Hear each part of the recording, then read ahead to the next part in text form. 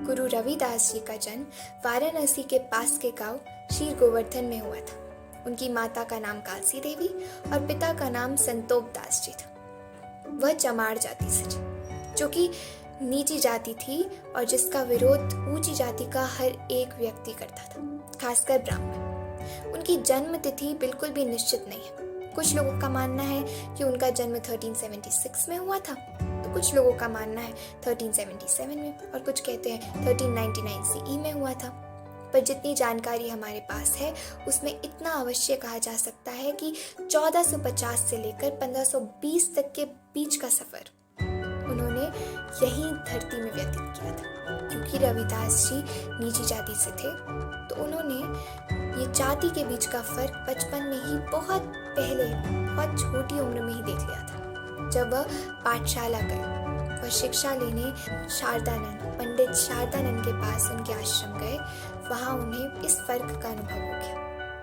वहाँ जितने भी उच्च जाति के लोग थे वो उन्हें पाठशाला से निकालने की योजनाएं बनाते रहते थे। पर पंडित शारदानंद को उन पर इतना विश्वास था और इतनी उम्मीदें थी कि उन्होंने उनकी शिक्षा नहीं बंद की। उनका कहना था कि ये बड़े होकर कुछ बहुत अच्छा करेंगे, समाज के लिए एक उदाहरण बनेंगे और समाज को बहुत आगे लेकर जाएंगे, समाज सुधारक के रूप में प्रस्तुत होंगे। इसलिए उनकी शिक्षा चलती रही और वे बड़े होकर एक बहुत बड़े ज्ञानी, बहुत बड़े महर्षि गुरु बने, जिनके पदचिन्हों में बहुत सारे लोग चल रहे थे। वह राम भक्त थे, राम की आराधना करते थे, राम जी की पूजा करते थे, और उनकी शिक्षा लेने वाले बहुत सारे लोग थे। उनमें से एक थे हमारी मीराबाई, चित्तौड़ की रानी मीराबाई। मीराबाई भी उन्हें ही अपना गुरु मानती थी और उन्हीं से शिक्षा ले रही थी। मीराबाई ने बहुत सारी अपनी कहानियों में लिखा है, मौत के मुंह से बचाने वाले, बहुत बार उन्हें मौत के मुंह से बचाने वाले उनके गुरु रविदास जी थे। गुरु रविदास जी का मानना था, भगवान ने इंसान को बनाया है, इंसान ने भगवान को नहीं। तो ये जाति के बीच फर्क क्यों?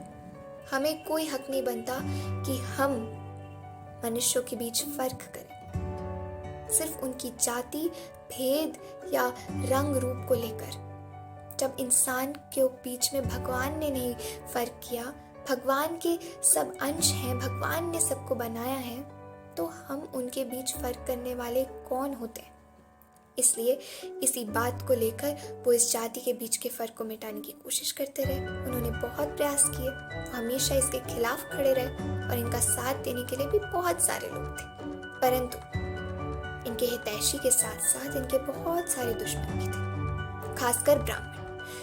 क्योंकि ये ब्राह्मणों की वेशभूषा धारण कर चुके थे, उनकी तरह तिलक लगाते थे, उनकी तरह जनेऊ पहनते थे, तो ब्राह्मणों को बहुत क्रोध आता था।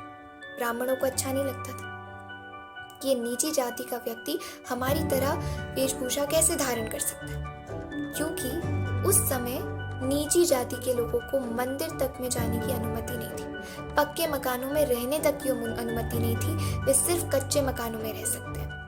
तो उस समय कोई अगर ब्राह्मणों की वेशभूषा धारण करे नीची जाति का, तो ब्राह्मणों को अच्छा कैसे लगेगा? तो ब्राह्मण उन्हें जाकर उनकी शिकायत राजा से कर दी।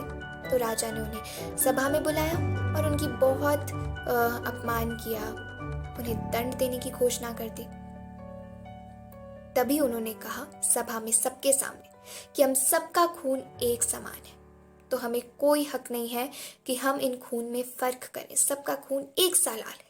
तो उन्होंने अपनी छाती फाड़कर 4 युग की तरह सोना, चांदी, तांबा और कपास से जनेऊ बना दिया। सब सभा में हैरान होकर उन्हें देखने लग गए और सब ने उनसे क्षमा मांगी। राजा ने भी उनसे क्षमा मांगी और फिर उन्होंने सबको क्षमा कर दिया और जनेऊ जाकर राजा को दे दी और कहा कि जनेऊ से कोई राजा या कोई मनुष्य जनेऊ से भगवान को प्राप्त नहीं कर सकता। तो जनेऊ राजा को दी और चले गए। पर उसके बाद भी ये फर्क नहीं मिटा। ब्राह्मणों को आज भी उनसे चिढ़ थी और वे उन्हें परेशान करने की योजनाएं बनाते रहते थे। वहीं एक दिन उनके पिता की मृत्यु हो गई।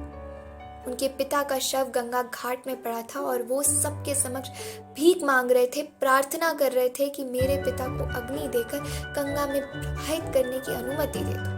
पर ब्राह्मणों ने उसके भी खिलाफ खड़ा कर दिया सबको, कोई अनुमति नहीं देगा, और वो सबसे गिड़गिड़ाते रहे।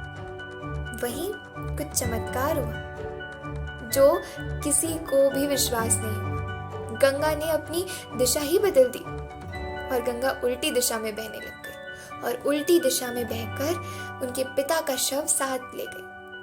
तब से कहते हैं कि गंगा जी उल्टी दिशा में बहती है। मतलब उनके शुभ कार्य में, क्योंकि उनके कर्म अच्छे थे, उनकी मंतव्य अच्छा था, गंगा जी ने भी उनका साथ दिया। हर देव उनका साथ देता था। पर राम जी के भी इतने बड़े भक्त थे, पर उनके दुश्मन अभी भी नहीं रुके। उनका अपमान करने के लिए, उन्हें परेशान करने के लिए अभी भी नहीं रुके। उनकी मृत्यु, अब वे उनकी मृत्यु सुनिश्चित करना चाहते थे, तो उनकी मृत्यु की योजना बनाने लग गए। उनके दुश्मनों ने एक सभा का आयोजन किया और उन्हें उस सभा में बुलाया, और वहां उनकी मृत्यु का पूरा आयोजन किया गया था। और गुरु रविदास जी को इस बारे में भान था, उन्हें पता था, तो वे वहां गए ही नहीं। और गलती से ही सही, पर उन्हीं के साथी, उनके दुश्मनों के, ब्राह्मणों के साथी बल्लानाथ की मृत्यु हो गई। और अपने साथी की मृत्यु देखकर वे परेशान हो गए, डर गए और भयभीत होकर गुरु रविदास जी की तरफ बढ़े। और वहीं गुरु रविदास जी की आवाज आई और वे और ज्यादा भयभीत हो गए और जोर जोर से क्षमा मांगने लग गए, और गुरु रविदास जी ने उन्हें भी क्षमा कर दिया। और कहा जाता है कि 120 से 126 वर्ष पूर्ण करने के बाद उन्होंने अपना शव त्याग दिया था। और तब से गुरु रविदास जयंती को, उनके मंतव्यों को, उनके कर्मों को और उनके शुभ कार्यों को, उनको याद करके मनाया जाता है। और इस दिन लोग बहुत धूमधाम से उनकी पूजा करते हैं, उन्हें याद करते हैं और उनका ये दिन मनाते हैं। रविदास जयंती हर साल माघ महीने की पूर्णिमा के दिन मनाया जाता है।